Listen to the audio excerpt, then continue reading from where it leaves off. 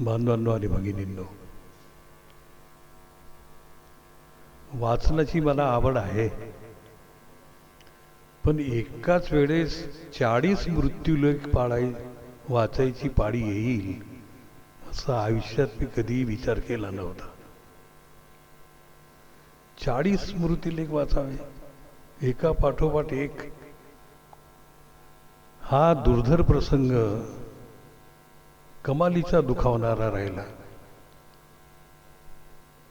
अक्षरशः आठवणीचा पेटारा केवळ रडता आलं नाही, पण क्लेश, प्रचंड क्लेश होता. त्यात काही नावं जी कदाचित मला तत्कालीन त्यावेळेस माहिती नव्हती, तेही धक्के बसत गेले. अरे, किशोर गजभिये पण गेले, 3-4दा नगरसेवक राहिलेला तरुण, अरे भैयासाहेब शेलारे पण गेले, बीडी नानवटे पण गेले. असे धक्के बसत गेले. विमलताई गाडेकर पण गेल्या. जी नामांकित नावं होती ती तर अशी जिभेवर होती, पण ही जी अशी एक एक एक एक एक एक एक एक धक्क्यातनं इतके मृत्यूलेख, ते एका दृष्टीनं कृतज्ञता अंक आहे, एका दृष्टीनं अतिशय स्तुत्य उपक्रम आहे, एका दृष्टीने वैशाली जसं म्हणाली तो वारसा आहे, परंतु क्लेश आहे काय. एकदम त्या कोरोना काळाचा राग आला. आंबेडकरी समुदायाच्या खऱ्या मिळकतीवर हा डाका आहे. ही खरी मिळकत आहे हो. एकाहून एक नरोत्तम, एकाहून एक पुरुषोत्तम, सगळी अभावातून वर आलेली.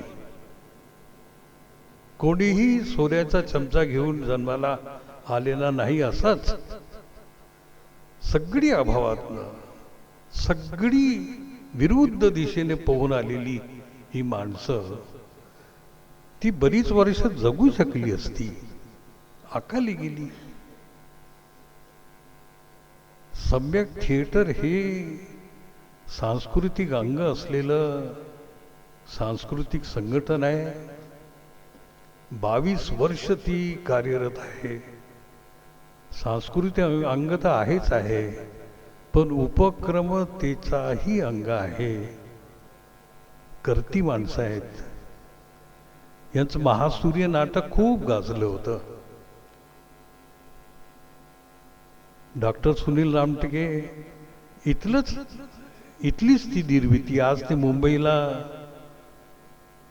महिला कॉलेजमध्ये मराठी विभागाचे प्रमुख आहेत. नरेश साखरे यांचे वडील सुद्धा सायकली रिपेअर करता करता आंबेडकरी तत्वज्ञान सांगायचे. अत्यंत हरहुन्नरी माणूस. तीच हुरहुन्नरिता अशी वारशाने यांच्यापर्यंत आली. कर्तृत्वाचा प्रवाह असा वाहता ठेवला आहे मंडळींनी. मी जर चुकत नसेल तर महादेवराव साखरे नेहमी त्यांची 10 बोटं अशी सायकली रिपेअर कर, तेव्हा अतिशय आवडीचं, अतिशय जीवाला जीव लावणारं जर कोणतं वाहन असेल तर सायकलच होती. ज्याच्याकडे हंबरची सायकल असेल तो खूप श्रीमंत, असे ते दिवस होते. अशी ही जी टीम आहे, सम्यकची टीम, यांनी अत्यंत कष्ट घेऊन, लिहिणारे सुद्धा दिग्गज आहेत रे. ज्यांनी लिहिलं आहे तेही दिग्गज आहेत. खूप शब्दांचा फुलवरा नाही केला, परंतु एक प्रामाणिक मांडणीतून त्यांच्या व्यक्तिमत्वाचा जो पायाभूत जो संच आहे, ती संवेदनशील मांडणी त्यांनी केली आहे. त्यातल्या बऱ्याच लोकांशी, जवळजवळ सगळ्यांशीच माझा संबंध राहिला आहे. कोण विसरणार आहे सदानंद फुलझिलेंना?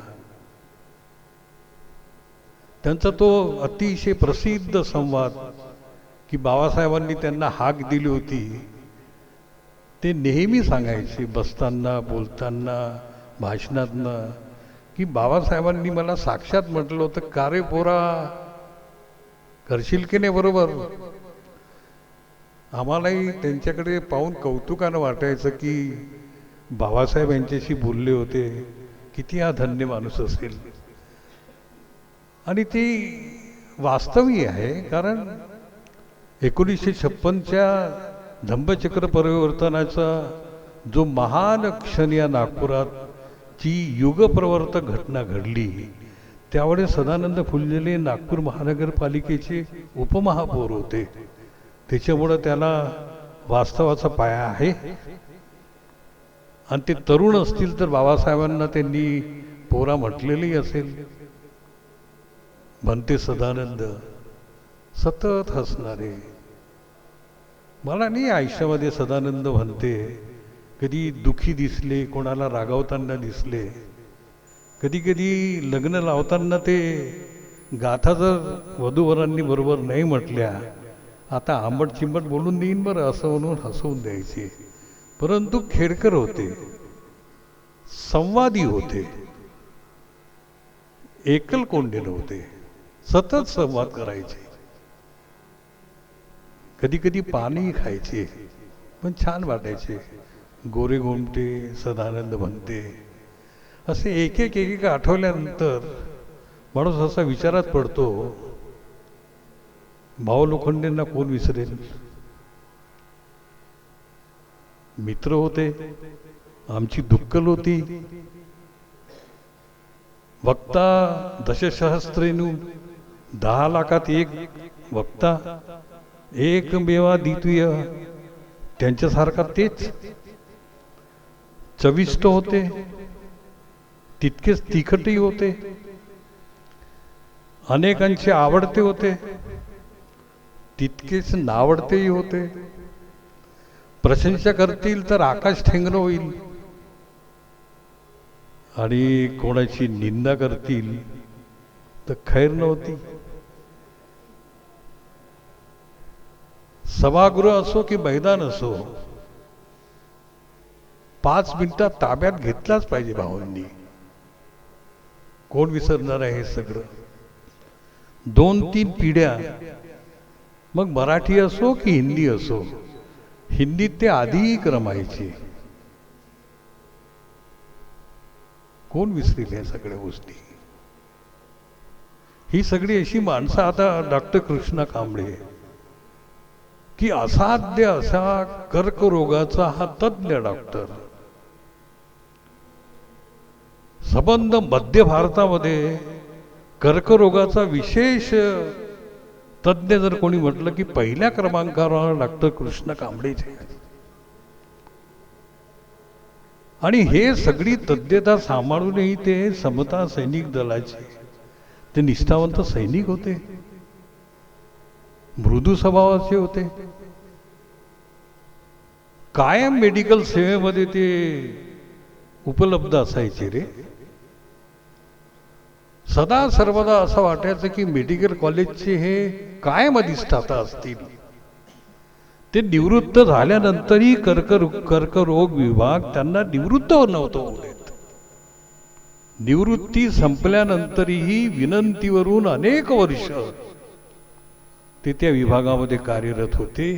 ही त्यांच्या तज्ञतेची आणि त्यांच्या सेवेची ही प्रचंड मोठी उपलब्धी होती.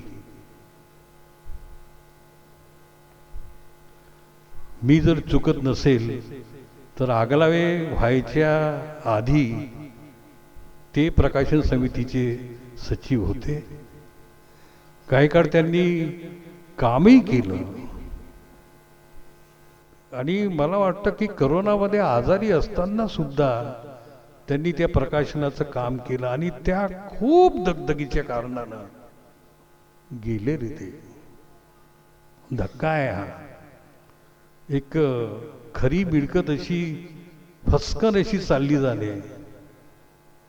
डॉक्टर सुधीर मेश्राम किती कमी वयाचा कुलगुरू झालेला हा आमचा गडी जळगाव विद्यापीठाचा कुलगुरू होता. मला भैयाशिवाय बोलत नसे. जैतळ्याच्या त्याच्या घरी मी कितीदा गेलो असेल. बायोकेमिस्ट्रीला राजीव गांधींना आणलं होतं त्यांनी. तेव्हा राजीव गांधींचे दिवस होते. राजीव गांधी घेऊन इतके प्रभावित झाले होते की राजीव गांधींनी त्यांना आपल्या इनकोर ग्रुपमध्ये घेतलं होतं. इतका तो कर्तृत्ववान तरुण होता. अचानक गेला यार. तो सतेश्वर मोरे, त्याची मेजर कविता अजूनही अशी ओठाओठांवर लोकांच्या असते. काय कविता त्याची. तो कमी वयामध्ये जास्त दिसायचा प्रयत्न करायचा. लोक अधिक वयाचे कमी दिसण्याचा प्रयत्न करतात, त्याचं उलट होतं. तो कारण नसताना अजून पांढरे केस असा तो 30चा असेल तर 50चा दिसायचा. मग तेवढा मानही त्यांना मिळायचे. सर्जी त्यांना करत होते. सतत हसणारा, वक्तृत्वाच्या त्या मंचावर सतेश्वर मोरे अचानकच गेला. कोण विसरेल आपला विमल सूर्य चिमणकरांना. विमल सूर्य चिमणकर आणि बर्डीवरचं त्यांचं ते कार्यालय आणि त्यांनी उभारलेली समता सैनिक दलाची ती निष्ठावंत फळी कसं विसरायचं. शेवटी त्यांना पक्षघाताचा झटका झाला, तर समाजाला पक्षघाताचा झटका झाला. इतकी दुःखाची किनार आंबेडकरी समुदायामध्ये असायची. कारण लोकांनी पाहिलं होतं की विमल सूर्य चिमणकर हा मोटरसायकलवर फिरताना पासनं वणवण संघटनेच्या कामासाठी फिरतोय. द पीपल नावाचं त्यांचं साप्ताहिक, दर्जेदार लेखन, कोणाची भिडमुरोध करत नसे. आंबेडकरी विचाराच्या निश्चित दिशेला, निश्चित पथमार्गावर घेऊन जाणारा हा मार्शल. एक प्रसंग तुम्हाला सांगतो. बाळासाहेब आंबेडकर एकदा मला म्हणाले, रणजित बाबू तुम्ही विमल सूर्य चिमणकरांना ओळखता? मी म्हटलं हो बाळासाहेब. म्हटलं काय झालं? तेव्हा मी त्यांच्या पक्षाचा महाराष्ट्राचा अध्यक्ष होतो. हां छान, चांगले मित्र आहेत म्हटलं माझे. म्हणजे रणजित बाबू गेल्या काही वर्षात मी इतकं चांगलं पुस्तक वाचलं नाही. त्यांचं पुस्तक मी द्वितीय महायुद्ध आणि डॉक्टर आंबेडकर जे वाचलं आहे, फारच प्रभावित केलं म्हणे त्यांनी मला पण मनातल्या मनात खूप आनंद झाला की बाळासाहेब आंबेडकर हे चाणाक्षपणे पुस्तक वाचतात. कारण ते पुस्तक मी वाचलं होतं. उपेंद्र शेंडे त्यांचे मित्र होते चिमणकरांचे. ते चिमणकरांचे ते पुस्तक उपेंद्र शेंडेंनी मला दिलं होतं. चिमणकरांनी द्वितीय महायुद्धाचा प्रसंग सांगताना बाबासाहेब आंबेडकरांवर या देशाने, काँग्रेसनी, कम्युनिस्टांनी आणि इंग्रज सरकारने पाठवलेल्या सर स्टॅफर्ड क्रिप्सनी कसा अन्याय केला हे जे प्रकरण आहे, या प्रकरणामध्ये तिथे जे प्रश्न चिमणकरांनी उपस्थित केले आहेत, अजून कोणीही त्याचा शोध घेतला नाही. तो प्रश्न मला पण सतावत राहतो. ते प्रश्न निरुत्तर करतात, निरुत्साही करतात. पण संशोधन करणारी इतकी माणसं ढीगभर PhD घेतात. तो विषय अजून वाचण्यात येतो. तो प्रश्न असा होता की 1936ला बाबासाहेबांचा जो पहिला पक्ष आहे, इंडिपेंडंट लेबर पार्टी, स्वतंत्र मजूर पक्ष, थोडासा किंचित तुमचा वेळ घेतो. चिमनकरांचा हा प्रश्न तुमच्या पण लक्षात असावा. कधी इच्छा झाली तर ते पुस्तक नक्की वाचाल, द्वितीय महायुद्ध आणि डॉक्टर आंबेडकर. तिथे चिमनकर विचारतात की 36 ते 42 हा 6 वर्ष हा पक्ष जगला. लोकांना बाबासाहेबांचा पक्ष म्हणजे रिपब्लिकन पार्टी ऑफ इंडियाच लक्षात असतो. लोकांचं दुसऱ्या लक्षात किंवा शेड्यूल कास्ट फेडरेशनच असते. पण बाबासाहेबांचा पहिला आवडीचा पक्ष, पहिला आवडता पक्ष, त्यांच्या अंतःकरणाच्या जवळ असलेला पक्ष, या देशाने मान्य केलेला पक्ष हा इंडिपेंडंट लेबर पार्टी होता. 15 ऑगस्ट 1936ला स्थापना केल्यानंतर 6 महिन्यातच तो निवडणुकीला सामोरं गेला. बाबासाहेबांनी 17 जागा लढवल्या होत्या 1937ला, फेब्रुवारी 1937. 14 निवडून आल्या. त्यात स्वतः बाबासाहेब निवडून आले 1937ला. त्यात 4 ब्राह्मण होते. शेतकऱ्यांचा, शेतमजुरांचा, कामगारांचा, सामान्य माणसांचा खरा पक्ष म्हणून इंडिपेंडंट लेबर पार्टीचा उदय झाला होता. सर्वत्र इंग्रजी दैनिकांनी बाबासाहेबांच्या एक नवीन राजकीय शक्ती B.R. आंबेडकरच्या रूपानं उभी होते आहे असा एक संदेश दिला होता. आणि तिथेच एकीकडे कम्युनिस्ट चिंतित झाले होते, एकीकडे काँग्रेस चिंतित झाली होती की जर शेतकरी, शेतमजूर, कामगार, सामान्य माणूस यांचा एक राजकीय पक्ष जर उभा झाला, तो काळ जगामध्ये विचित्र अशा घटना घडत होत्या. 1933ला जर्मनीमध्ये ॲडॉल्फ हिटलर हा 40 वर्षाचा तरुण जर्मनीचा चान्सलर झाला होता. 35 वर्षाचा माओ त्से तुंग 1935ला चीनमध्ये त्यांनी लाँग मार्च काढला होता. 1936ला डॉक्टर B.R. आंबेडकरनी इंडिपेंडंट लेबर पार्टी काढली होती. 33, 35, 36 या जगातल्या ह्या ज्या घटना होत्या त्याच्याशी संधान मानतो चिमनकर. आणि मग जो कट झाला 1939ला महायुद्ध सुरू होतं. 41 ते 45 दरम्यान 42ला क्रिप्स भारतात येतात आणि ते बाबासाहेबांचं दुखावतील असं, व्यथित होतील असं, किंबहुना विचलित होतील असं जे वक्तव्य करता की सी mister B.R. Ambedkar, first you clear you are, म्हणजे तुम्ही कामगारांचे नेते आहात की दलितांचे नेते आहात? तुम्ही हे काय दलितांची कैफियत इथे मांडली आहात? आम्हाला आता या देशामध्ये सत्ता कोणाच्या हातात द्यायची आहे हा विचार करताना मुसलमान आणि काँग्रेस दोन्हींचाच विचार झाला होता. बाबासाहेबांनी ताकदीने मांडली होती की तिसरा जो घटक आहे, या तिसऱ्या घटकाचं काय, दलितांची कैफियत काय कराल तुम्ही? ती म्हणे तुमच्या पक्षाचं नाव इंडिपेंडंट लेबर पार्टी आहे, स्वतंत्र मजूर पक्ष आहे. हा प्रश्न चिमनकर विचारतात आणि तुम्ही दलितांची कैफियत मांडतायत. मी नाही ऐकणार म्हणे तुमचं.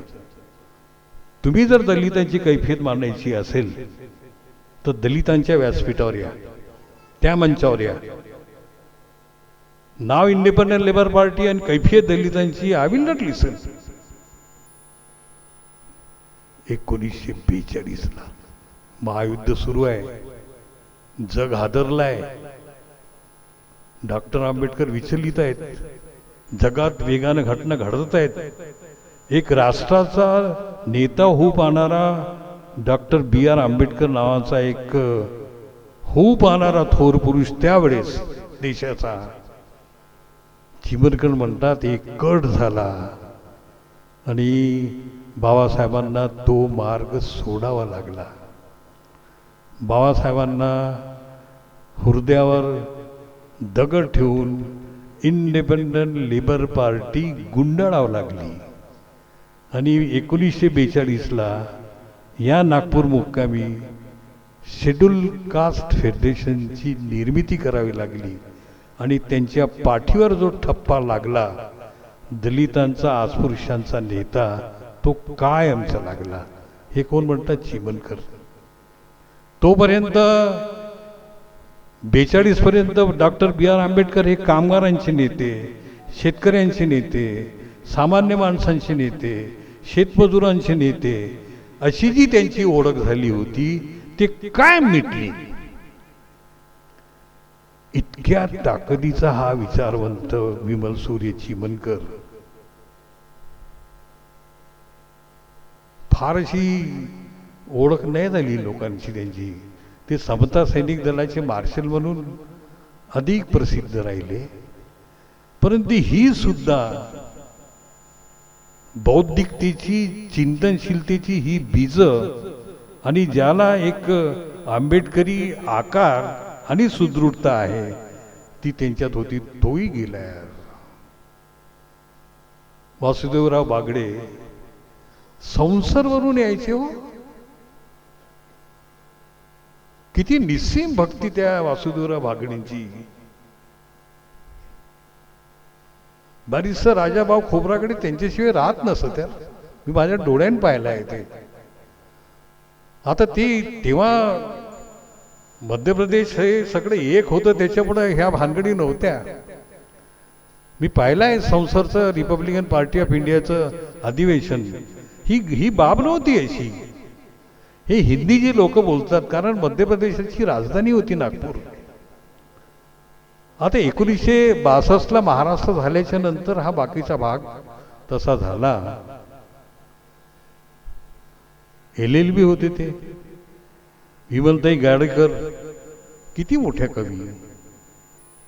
ते सुशीला मूल जाधव पालीच्या, जसे भाऊ लोखंडेंचं मोठं नाव आहे, डॉक्टर बालचंद्र खांडेकरांचं मोठं नाव आहे.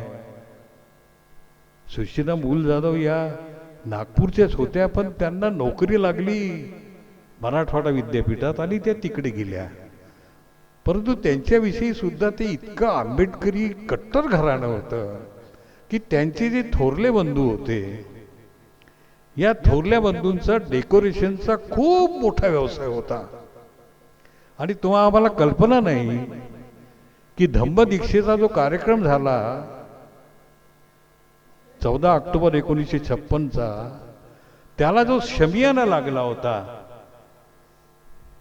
तो त्यांच्या थोरल्या बंधूंचा होता. त्याच्यानंतर मग शिवाजी डेकोरेशन. तेव्हापासनं ही जी माणसं आहेत, हा बबनराव अत्रे, घाटेंना आता सगळं आठवेल त्याचं, घड्याळ दुरुस्त करणारा कारागीर, घड्याळ दुरुस्त करणारा. पण दलित पॅंथरचा निष्ठावंत, मग तो केवळ घड्याळच करत होता. अरे त्याच्यासारखं अतिशय ताकदीचं कबीरावरचा ग्रंथ, कबीरावर त्यांनी जो ग्रंथ लिहिलाय, घड्याळीचं दुकान, घड्याळाचा कारागीर आणि ग्रंथ लिहितो आहे कबीरावर. काय दृष्टी आहे आंबेडकरी संस्कारांची. आंबेडकरी संस्कारांची ही जी भूमी आहे, या भूमीतनी अशी अनेक नरोत्तम दिली आहेत. अशी प्राध्यापक हेमंत नागदिवे डीन झाल्या. मी ज्या वस्तीत जन्माला आलो तिथे त्यांचाही जन्म झाला. आमच्या वस्तीचं नाव इंदोरा.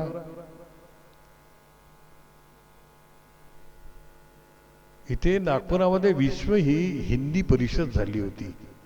विश्व हिंदी परिषद. AD म्हणे ही हितवादाचे संपादक आणि मालक होते. एडी मणींचं तेव्हा खूप मोठं नाव होतं. त्यांनी जागतिक हिंदी परिषद, हिंदी भाषेची, त्यावेळेस त्याला जे एक टॅगलाईन असते, त्या टॅगलाईनची स्पर्धा झाली होती. मला चांगलं आठवतं. तर त्याचे ते अक्षर, वळणदार अक्षर, ती कशी ती असावी, कोणत्या अक्षरात असावी, ह्याची मोठी स्पर्धा झाली होती भारत स्तरावरची. त्याच्यात सगळ्यांनी एक मतानं हेमंत नागदेव यांनी जे रचलेली होती ती निवडली होती. आणि हेमंत नागदेव एकदम प्रकाश होतात आले. किती मोठी किमया आहे.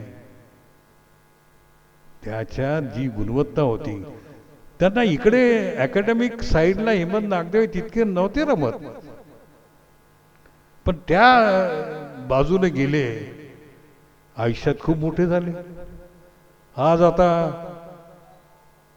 रिझर्व्ह बँक या संविधान चौकामध्ये जे मोनोग्राम दिसतात आपल्याला पुतळ्याच्या पायथ्याशी, ती सुद्धा कल्पना हेमंत नागदेवींचीच आहे. अशी वेगवेगळ्या करताना सजलेली ही माणसं, त्यांची आठवण ठेवावी, त्यांचे स्मृती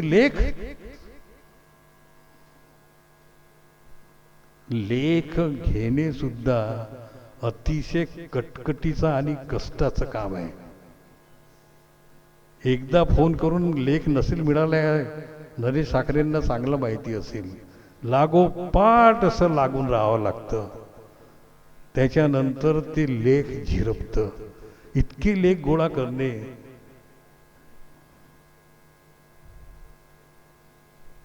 पाहता बरोबर संदेश भालेकरांची आठवण झाली. यार, संदेश भालेकर सुद्धा काय ओजस्वी वक्ता हो. जब वो हिंदी बोलते थे ना, ऐसा लगता था कि ऐसी मालूम के सतार की धुन बन रही है ऐसी. क्या एक एक शब्द पिरोता था ऐसा. बोलने के बाद में, जैसे आवड़े बाबू के बाद में हिंदी में बोलने वाला इतना सशक्त वक्ता अगर कोई है, म्हणजे एक वेळ भाऊ लोखंडेंच्याही पेक्षा हिंदीमध्ये ते इतकं छान बोलायचे संदेश भालेकर. ओशो भक्त होते, पण ओशो भक्त असताना ओशो आणि बुद्ध, ओशो आणि आंबेडकर ही सांगड घालण्याचा आयुष्यभर प्रयत्न केला. ओशो मध्ये राहून सुद्धा ते आंबेडकर सांगायचे. ओशोशी निकटता ठेवूनही ते बुद्ध मांडायचे. ओशोमध्ये असलेला बुद्ध ते आम्हाला सांगायचे. कधी नकार व्हायचा, कधी स्वीकार व्हायचा, पण हा गडी थकत नव्हता. अथक यात्री. मला प्रत्येक त्याच्या पुस्तकाच्या प्रकाशनाला बोलवायचा आणि मी म्हणायचा, देखो भालेकर माझा ऐका, मी तुमच्या पुस्तकाचं समर्थन नाही करू शकणार. नाही नाही म्हणे, तुम्ही याच म्हणे. अरे पण मी तुमच्या पुस्तकाचं, मी ओशो आणि आंबेडकर हे नाही मान्य करू शकणार. नाही म्हणे, तुम्हाला ऐकायला येतात म्हणे लोक, म्हणून तुम्ही याच म्हणे आता. अरे पण मला मग ते विरुद्ध बोलावं लागेल. नाही नाही, ते लोकांना आवडतं म्हणे. ठीक आहे झालं म्हटलं. तरी तो मला सोडत नसे. त्यांनी एकतर आंबेडकर विरुद्ध आंबेडकर हीच पुस्तक लिहिलं होतं. प्रकाशन कुठे केलं? इथे नाही, याच बिल्डिंग मधला तो हॉल आहे, तो मोठा. कोणता मोठा हॉल आहे तो? माहेश्वरी हॉल, तिथे केलं होतं. डॉक्टर विमल कीर्ती. आपल्याला इकडच्या लोकांना त्यांचं मोल नाही फारसं कळलं, पण हिंदी पट्ट्यामध्ये डॉक्टर विमल कीर्तींना ओळखणारा आणि मानणारा खूप मोठा वर्ग मी स्वतः अनुभवलाय. कारण ते आमचे मित्र पत्रकार कवल भारती ये सांगायचे ना, बहुत सा बोले हमारे इधर में हिंदी पट्टे में. कारण जसजशी बसपा तिकडे गेली तस तसं म्हणजे काय की बसपाच्या माध्यमातून किंवा इतर माध्यमातून जी आकर्षण त्या भागामध्ये बिहार, यूपी, पंजाब, हरियाणा, मध्य प्रदेश, परंतु विमल कीर्तींचं हे जे इकडचा पट्टा जो होता आणि त्यांनी जी म्हणजे नित्य नेमाने बाबासाहेबांच्या ग्रंथांचं आणि इतर पुस्तकांचं हिंदी अनुवाद करण्याचा जो सपाटा लावला, विभाग प्रमुख होते, हिंदीवर प्रभुत्व होतं, पालीवर प्रभुत्व होतं, हिंदी छान बोलायचे, काय हिंदीमध्ये ते पुस्तक लिहायचे आणि ते पुस्तकं खूप तिकडे त्यांचा खप व्हायचा. केव्हाही विमल कीर्तींना विचारलं की क्या विमल काय, अरे साहब काय लखनऊ जा रहा हूँ, भोपाल जा रहा हूँ, ग्वालेर जा रहा हूँ, प्रत्येक वेळेस त्यांना तिकडे निमंत्रण असायची. तेही अकाली गेले हो.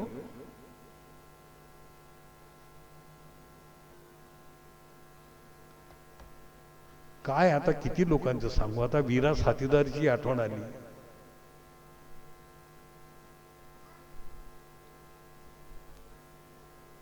संविधान चौकामध्ये एखादा कार्यक्रम असला आणि वीरा साथीदारांनी माईक घेतल्याच्या नंतर आम्ही पालखीचे भोई, आम्ही पालखीचे भोई, हे कवन जेव्हा तो म्हणायला लागतो त्यावेळेस सगळ्यांच्या ते थोडं थंड झालेले रक्त असं तापायला लागत होतं. आता ते मूळचे वर्धेचे, त्यांचं आडनाव दुसरं होतं, त्यांनी नाव स्वतःचं साथीदार घेतलं होतं, बैरागडे. किंचित किंचित लोक त्यांच्याकडे संशयानं पाहत, थोडं संशयानं पाहत, हा कट्टर कामरेड आहे या अर्थाने पाहायचं. तो त्यांना समजावून सांगायचा प्रयत्न करायचा. असेलही, परंतु त्याच्या धंबऱ्यातनं विद्रोह, अन्यायाच्या विरुद्धचा संताप, हा फास जो टाकलाय त्या फासाच्या विरुद्ध कशी मुक्ती करता येईल त्याचा स्वतःचा जो मार्ग असेल त्यात तो रमत होता. प्रत्येकाचं रमणं असेलही ते, परंतु तो एकदम प्रकाशित होता जेव्हा आला की जेव्हा कोर्ट नावाचा सिनेमा झाला आणि तिथे वीरा साथीदार नट आहे आणि हॉलिवूडमध्ये पहिल्या नामांकनामध्ये कोर्ट आहे. वीरा साथीदार एक सिनेमामध्ये काम करणारा आणि त्याची ओळख मग ग्लॅमरस व्हायला लागली. आता वीरा साथीदारांना थोडंसं संशयानं पाहणारी लोकही वीरा साथीदारांना एक सिनेमा नट म्हणून जवळ त्याची होत गेली. तोही घडियाळ अचानकच चालला गेला ह्या करोनाच्या काळामध्ये. अशी ही जी माणसांची ही जी एक एक नरोत्तम हो, आणि त्या संकड्यांना एका धाग्यात बांधणे, तो अंक काढणे, ती दृष्टी ठेवणे, त्यासाठी झटणे, पैसा उभा करणे, समारंभ घेणे, हे जे सम्यक थिएटरचे हे जे काम आहे, याला आपण सगळ्यांनी मनापासून जय भीम तर केलाच पाहिजे. मीही जय भीम करतो. आमचे मित्र आगलावे यांनी आपल्या मनातली जी वेदना,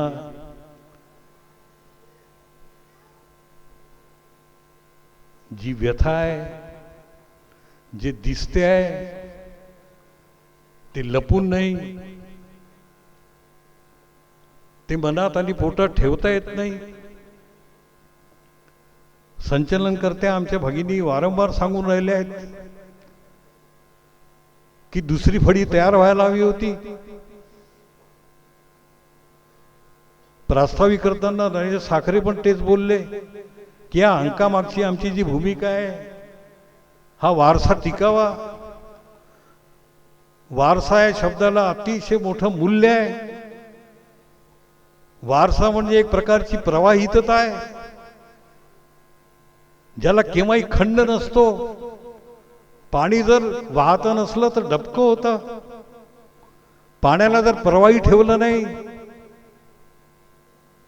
साचेल, घाण होईल, अतृप्ती वाढेल, दुर्गंधी होईल, नावं ठेवतील. हा वारसा या शब्दाच्या मागे. परंतु या देशाचं दुर्दैव आहे की दुर्भाग्य आहे की कट आहे की व्ह्यू आहे, याची पडताळणी व्हायला हवी. आज या देशामध्ये सर्वोच्च स्थानावर जे व्यक्ती आहे ती व्यक्ती जाहीरपणे असं सांगते की आम्हाला जी वारशात मिळालेलं आहे ते आम्ही मान्य करत नाही. We don't bother about legacy. ज्या शब्दाला सांस्कृतिक महत्व म्हणून इतके वर्ष सांगत आले, पेरत आले, रुजवत आले, मूळ संस्कृतीचा कायम सुस्कारा सांगत आली ती माणसं आम्ही वारशाला स्वीकारत नाही हे जाहीरपणे सांगतात. मग त्या वारसा या शब्दाची जी कटिबद्धता आणि जी शब्दबद्धता किंवा जी व्याख्या, जो वारसा शब्द या स्मृती अंकाच्या मागे आहे, तो वारसा शब्द आज आमचा किती जीव घेणा शब्द झालेला आहे. सार्वजनिक उपक्रम आम्हाला वारशात मिळाली आम्ही नाही मानत.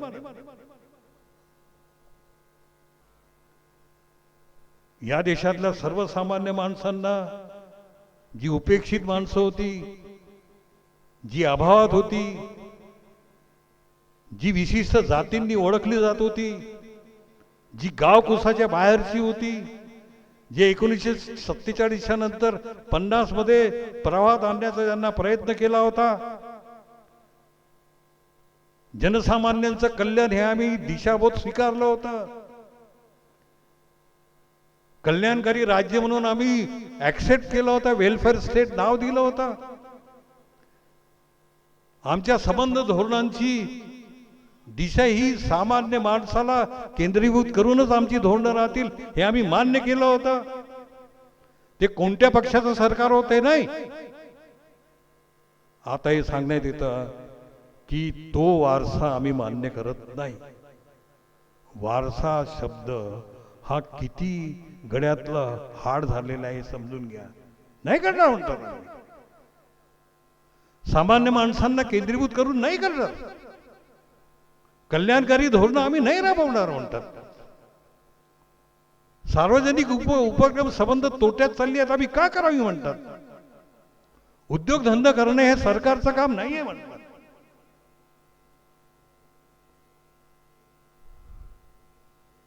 स्वप्न न पडणं वाईट आहे. स्वप्न पडून ती मरणं हे जास्त वाईट. आधीची माणसं 50च्या आधीच्या माणसांना स्वप्नच पडत नव्हती. त्याची जीभ जरी छाटली, गेल्या जन्माचं पातक असल्याचे मुळे मला अशी इजा होते असं मान्य करत होते. विद्रोह करत नव्हता. जागेवर वेस तू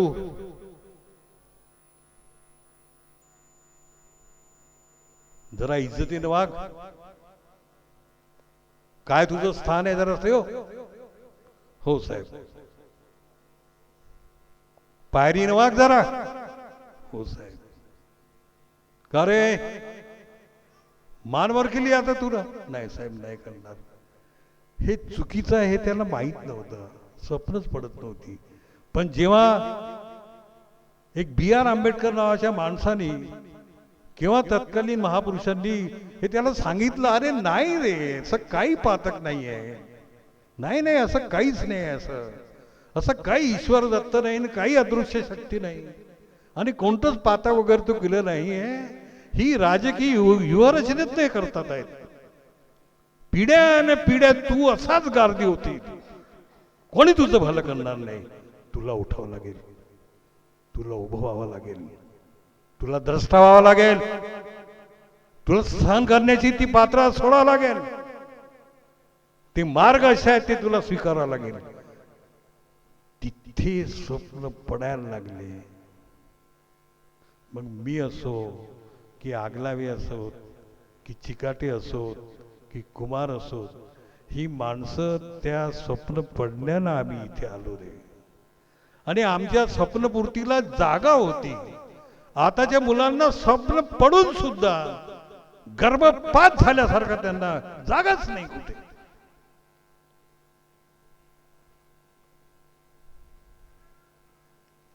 कल्याणकारी धोरण म्हणजे मुफ्तखोर म्हणतात, फुकटगिरी आहे म्हणतात.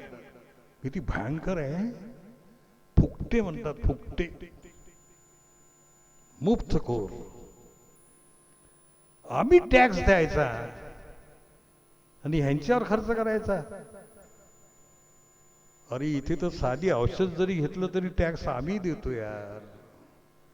केवळ आयकराच्या भरोश्यावर सगळं चालते असं नाही आहे. सेव्ह मेरिट, सेव्ह नेशन म्हणतात.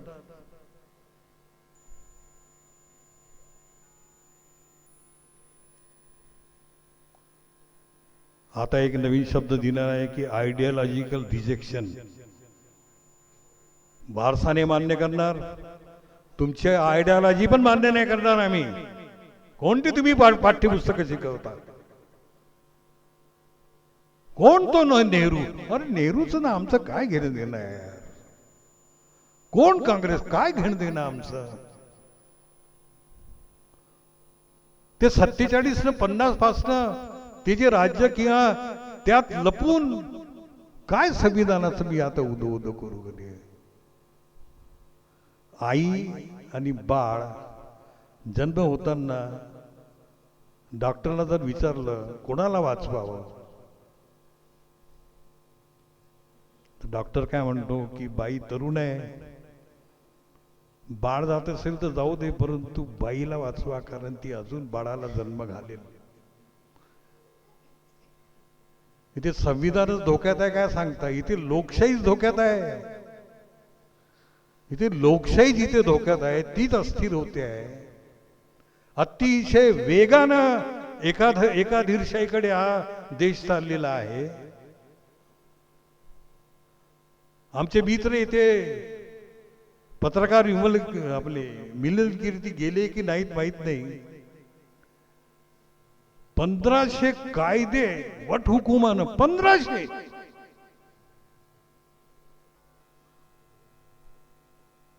कवडीचा लोकक्षोभ नाही, काहीच कळून नाही राहिलं लोकांना.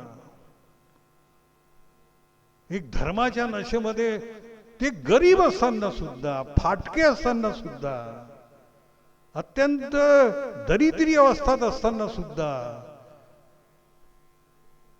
काय धर्माची नशा आहे त्याच्यात इतके येऊन गेले आहेत. 1500 काय? वन विभागाचे, समाज कल्याण विभागाचे, कोळसा विभागाचे, खनिज विभागाचे, वीज विभागाचे रद्द करून टाकले. बहुतेक कायदे हे कामगार धार्जीने होते. वट हुकूम काढून रद्द करून टाकले.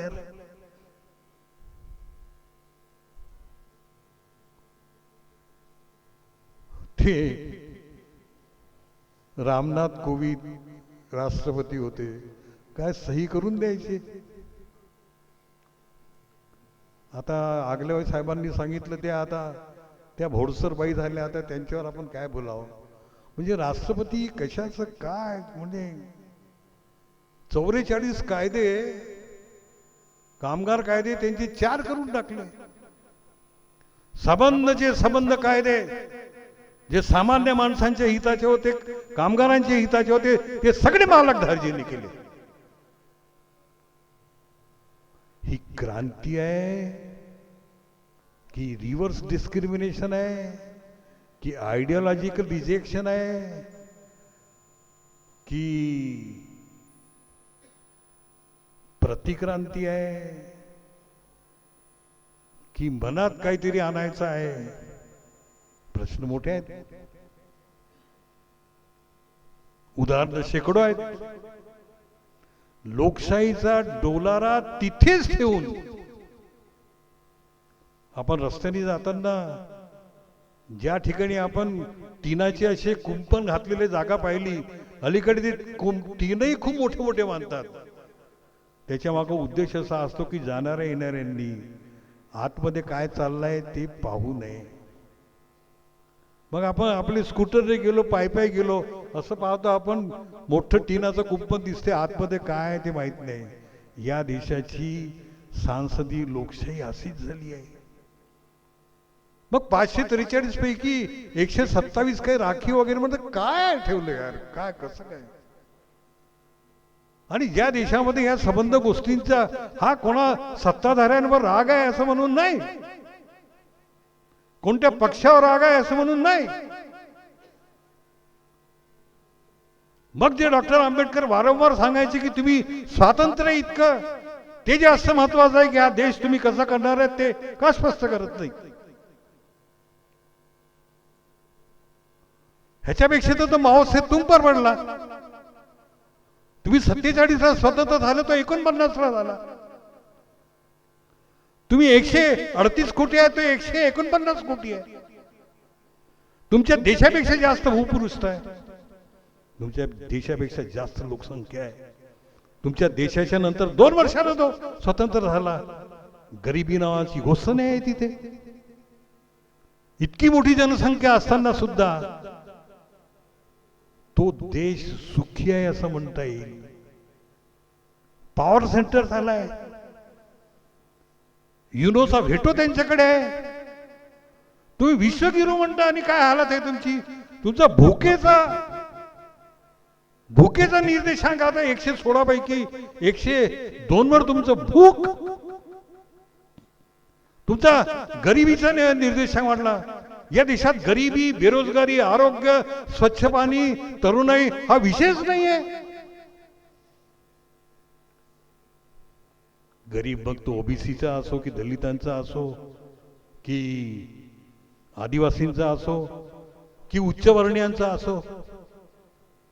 इकडे बहुजन हित आहे, बहुजन सुख आहे म्हणता आणि तिकडे श्रीमंत सुख आहे आणि ओपन हित आहे. ती धोरणं सगळी राबवून राहिली आहेत. 14ला तुम्ही 33% घेऊन आलात, 19ला तुम्ही 37% घेऊन आलात.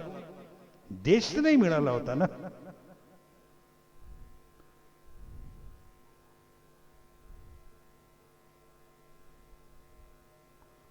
चौदाला 67 लोक तुमच्या विरुद्ध होते, 19ला 63% तुमच्या विरुद्ध आहेत.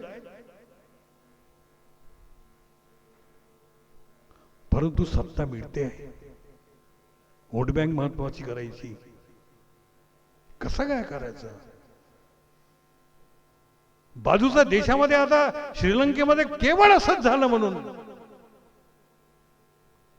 राजकारणाकडे किंवा राजकारणाच्या गतिविधीकडे लोकांनी काय करायचं. आपल्याला क्या बोलना, बोले तो अंदर में डाल देते, यूओपीए में डाल देते. और रणजित मेश्राम तुम्ही लिहत नका जाऊ ना बाबा, तुम्हावर काही होऊन जाईल असं मला सांगतात. दिवस चांगले नाही म्हणतात. जाऊ द्या ना, शांत राहणं असं म्हणतात. शांत राहा, मौन राहा, प्रेक्षक व्हा, कुंपणावर राहा, भूमिका नका घेऊ. रिटायर्ड झाले ते पेन्शनवर मजा करा. नोकरीत असाल तर नोकरी सांभाळा. कशाला इतकी दृष्टी ठेवता, कशाला इतकं करता. चांगल्या चांगल्या लोकांना आता जागल्यावाईंनी 2-3 नावं सांगितले. इथे तर गठ्ठ्यानं 1-2 नावं नाही अशी. 1967ला यूएपीए कायदा होता की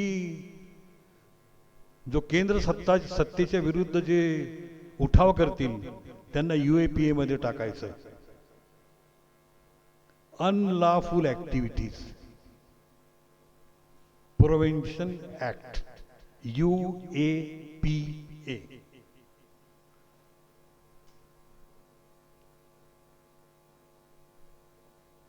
इतकी मोठी सत्ता असताना सुद्धा 1967चा यूएपीए कायदा 2019ला यूएपीए 2 झाला. काहीच कोणी बोलणं नाही यार. संसदेमध्ये बहुमताच्या आधारावर काही करता का यार तुम्ही? नाही म्हणे सत्ता उलथवण्याचा कट कोण करणार आहे यार? कुठे कट केला होता? अहो त्यांच्या लॅपटॉप मध्ये सापडला म्हणतात कट. 135-38 कोटीच्या देशामध्ये लॅपटॉप वरून काय या देशाची सत्ता कोण? आता मला तर म्हणजे डोकं चक्रावून जाते. कोण सत्ता उलटवणार आहे, कोण सत्ता हे करणार? सत्ता उलथवण्याचा कट सुरू आहे. मग काय करायचं? आता कायदा केला पाहिजे आपण. मग कसा कायदा? UAPA 2. मग काय कायदा? आता केवळ संघटना फक्त विघटनकारी नसतात, तर माणसं सुद्धा विघटनकारी असतात. आणि माणसं जर विघटनकारी असली, UAPA 1 संघटनेला डिक्लेअर करायचा आतंकवादी, अमुक अमुक संघटना आतंकवादी. या सरकारने विचार केला नाही, व्यक्ती निहाय करा. UAPA 2 माणूस ॲडव्होकेट सुरेश खाटे मार्क करा आतंकवादी. UAPA 2 काय करतोय हा? सत्तेच्या विरुद्ध सत्ता उलथवण्याचा कट करतो. काय सापडलं त्याच्याकडे? टेलिफोनचं संभाषण. अजून काय सापडलं? लॅपटॉपवर वगैरे वगैरे वगैरे. मग काय करतात? किती भयंकर आहे हा कायदा. यांना अरेस्ट करतील, आधी तुरुंगात टाकतील. मग सुरेश घाटे तुरुंगात गेल्याच्या नंतर तुरुंगात राहून मी निरपराधी आहे हे सिद्ध कर. तुरुंगात राहून कसा करेल? नो जामीन. जामीन नाही. सगळी संपत्ती जप्त करण्याचा अधिकार आहे. काय करतील यार? किती लोक ठुसले आहेत असे. हे नागपुरातले 5-10 आहेत. त्यांची काय नावं घ्यायची आता? UAPA 2. Is this democracy? इतक्या म्हणजे कठोर तटबंदी वाड्यामध्ये राहणाऱ्यांची कोण सत्ता उलथवणार आहे? भगवंत झाले. रोजच्या रोज इतकी अस्थिर होते आहे. डिमोनिटायझेशन लावलं, संपलं होतं ना गणित. आता मोनोटायझेशन लावलं. काही लोकांना माहिती नाही आहे. आता न दिसता चलनीकरण लागू झालंय. काही माहिती नाही लोकांना. ठराव घेऊन टाकलाय की आम्ही विमानतळ, बंदर, समुद्र किनारे, रेल्वेची तळ, LICच्या जागा भाड्याने देऊ आम्ही, किंवा सार्वजनिक उपक्रम आम्ही चालवायला देऊ. 15 वर्षाच्या करारानं, 20 वर्षाच्या करारानं, 30 वर्षाच्या करारानं, 50 वर्षाच्या करारानं भाड्याने देऊ. आणि ज्या दिवशी मग कोण घेणार आहे हो?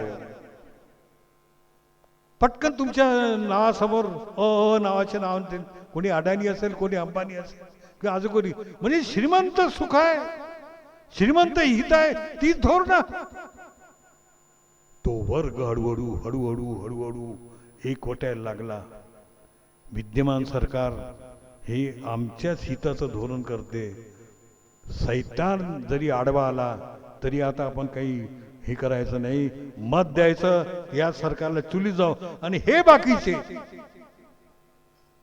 मग ते 63% असो की 67% असो, विभागणीत मरतात, विकल्या जातात, विकत घेतल्या जातात. रोज चित्र आपल्याला दिसते आहे. लीडरलेस होतात. नवे नवे नवे नवे प्रयोग दिसतात. पाहतो जाऊ ना आपण. जसे म्हणजे सायकलनं चालले, जसे ओला करून चालले, तसे चॅप्टर विमानानं जातात. जर फोन केल्याबरोबर ओला येते आपल्या घरी आणि चालली आपल्याला घेऊन, तसे चॅप्टर प्लेननं चालले. मला नवलच वाटतं, कोण चाललंय 30-30, 40-40, 50-50 लोक. कोण हॉटेल ठरवतं, कोण चार्टर विमान ठरवतं, कोण बडदास्त करते, कोणाचा पैसा आहे, काय काय काय विचारू नका म्हणतात. आम्ही काय हॉटेलचा पैसा नाही भरू शकत काय, वरून आपल्यालाच तंबी देतात. अरे कोण करणार आहे, काय करणार आहे, काय करणार आहे. आज सकाळी मी त्या आताच्या मुख्यमंत्र्याचा एक हे केलं, तो नोकर त्याला विचारतो, साहेब चाय पे. आताचे जे मुख्यमंत्री आहेत त्याचं एक आज सकाळी व्यंगचित्र आलाय. साहेब कॉफी घ्याल की चहा घ्याल म्हणतो. अरे थांब जरा दिल्लीला विचारतो म्हणतो. त्याला म्हणतो तो विचारतो त्यांना, साहेब कॉफी घ्याल की चहा घ्याल, तर तो काय म्हणतो, थांब थांब जरा दिल्लीला विचारतो. म्हणजे काय हे सत्ता चालवणे आहे की गंमत आहे की काय आहे. इतकी जी अस्थिरता झाली आहे, हा जो सगळा याच्यात हित कोणाचंच नाही आहे असं वाटत असेल. काय जे होईल ते पुढं होईल, परंतु जे हाल आज श्रीलंकेमध्ये दिसले आहेत, आता तिथे धर्म नाही आहे, आता तामिळ नाही आहेत, केरळी नाही आहेत, बौद्ध नाही आहेत, ख्रिस्ती नाही आहेत, माणसं आहेत. आता जे वाद तिथे होते, तामिळ विरुद्ध केरळ, सिंहली विरुद्ध मुस्लिम, बौद्ध विरुद्ध ख्रिस्ती, काय काय जे वाद सगळं कोलॅप्स झालं. सांगायचा मला संकोच होतो, पण तू काल वामन मोहिलींनी मुंबईवरून एक स्क्रिप्ट पाठवली, ती ऐकल्यानंतर मी इतका विचलित झालो की श्रीलंकेमध्ये आता बाईला घर चालवायला काहीच नाही, पैसाच नाही, कामधंदे बंद, पैसाच नाही लोकांच्याकडे. बाईला औषध सुद्धा घ्यायला जायचं असेल तर तिला दुसऱ्यासोबत राहायची विनंती करावी लागते. इथपर्यंत स्थिती आली आहे. ही जी स्थिती आलेली आहे, काय होईल, केव्हा डोलारा जाईल काय सांगता येत नाही. ही जी सगळ्यात महत्वाचं म्हणजे असा की 1933 ला जसा हिटलर जर्मनीचा चान्सलर झाला, 33 ला झाला, 34, 35, 36, 37, 38 आणि 39 ला जग जिंकायला निघाला 7 वर्षानंतर. राज्यकर्त्यांच्या राज्य करण्याकडे जर आपण दुर्लक्ष केलं तर दुर्लक्षिततेला अराजकाची फळं येत असतात. या श्रीलंकेच्या अध्यक्षांनी एकाहून एक निर्णय घेत गेले, लोकांनी तसंच मौन केलं, एकदम अंगावर पडलं ना आता खूप शेकलंय. कोणत्या पक्षाचे आपण आहोत, कोणत्या पक्षाचे मान्यता प्राप्त आहोत हा मुद्दा अलग आहे, परंतु या देशातल्या प्रत्येक घटनांच्याकडे मी या जीवनाचा अविभाज्य अंग आहे. राजकारण नको सांगू, मला नाही आवडत ते राजकारण. नाही नाही नाही, राजकारण हे जीवनाचा अविभाज्य अंग. राजकारणाचा अर्थ पक्षाचा प्राथमिक सदस्य होणे असं नाही आहे. राजकारणाचा अर्थ तुम्ही कोणत्या तरी पक्षाचा झेंडा घेऊन जाणे असं नाही. राजकारणाचा अर्थ ज्या ज्या राजकीय घडामोडी जातात त्या संबंधाकडे डोळ्यामध्ये तेल घालून पाहणे आणि आपलं मत निश्चित करणे. जर कौतुकास्पद असेल तर कौतुक करणे, जर निंदावेचक असेल तर घोर निंदा करणे, जर ते तुमच्या अहिताचा असेल तर मनात राग आणणे, चीड आणणे, हितावा असेल तर टाळ्या वाजवणे. आणि तुमच्या समोर जर तुमची फुललेली बाग जर कोणी लुटून नेत असेल आणि तरी हे माझं काम नाही आहे, याला षंडत्व म्हणता येईल. या देशात तुमच्या आमच्या समोर हा जो लोकशाहीचा आता डोलाराच म्हणता येतो, ही आहे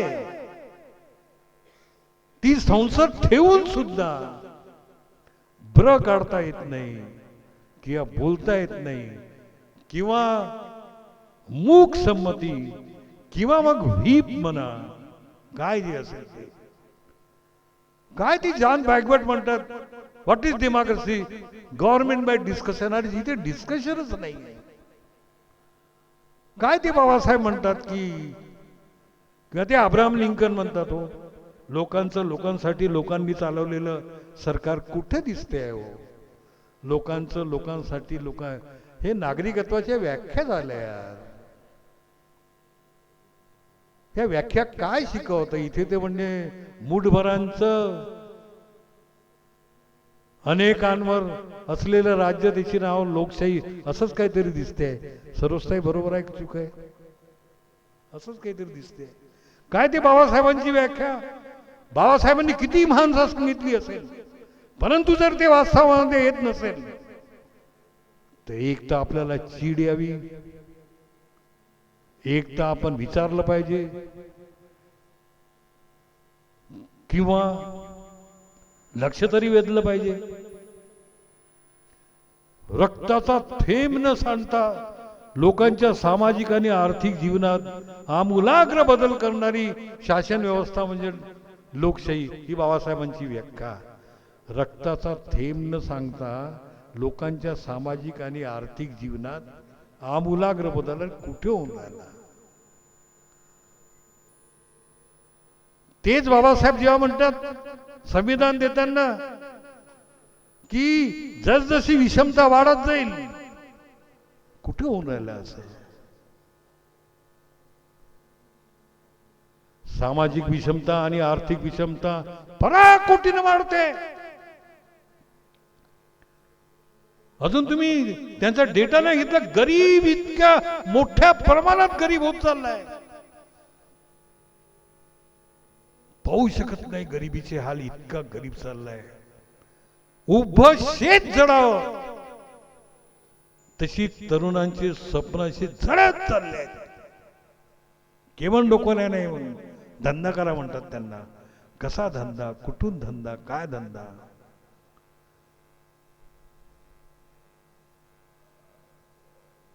ते आम्हाला भाषण सांगायची यार. श्याम तागडे, मी शेतकऱ्याचा पोरगा होतो, IAS झालं, आनंद वाटायचा.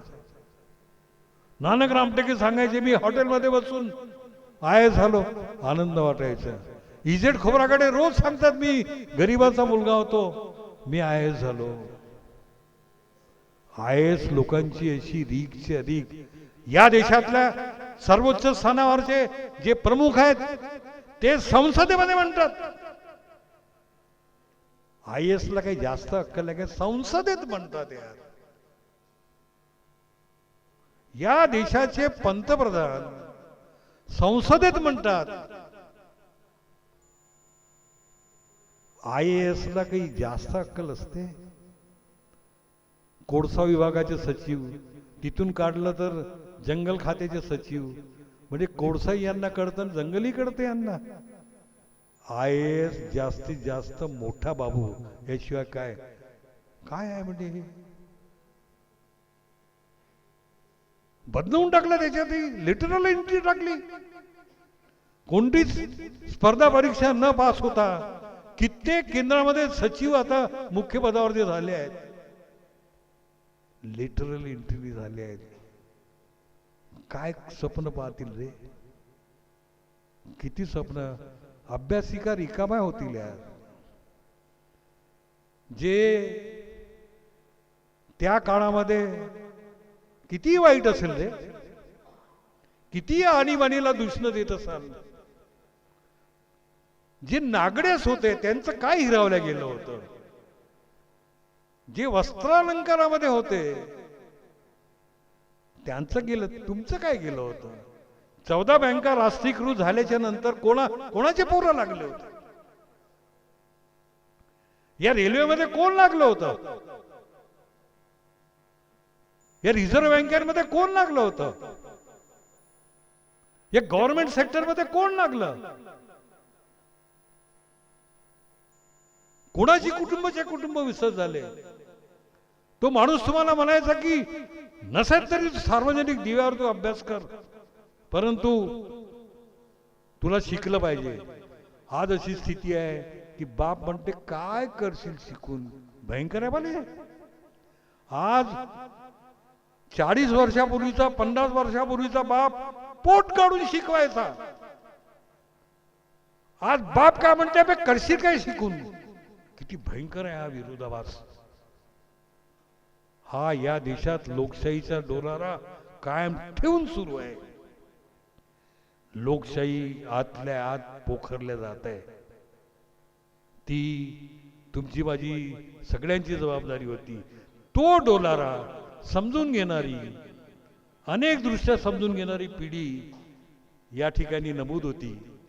ही माणसं केवळ करती, केवळ वैचारिक दृष्टीने महत्तम, केवळ सार्वजनिक ही सांभाळणारी होती इतकं नाही.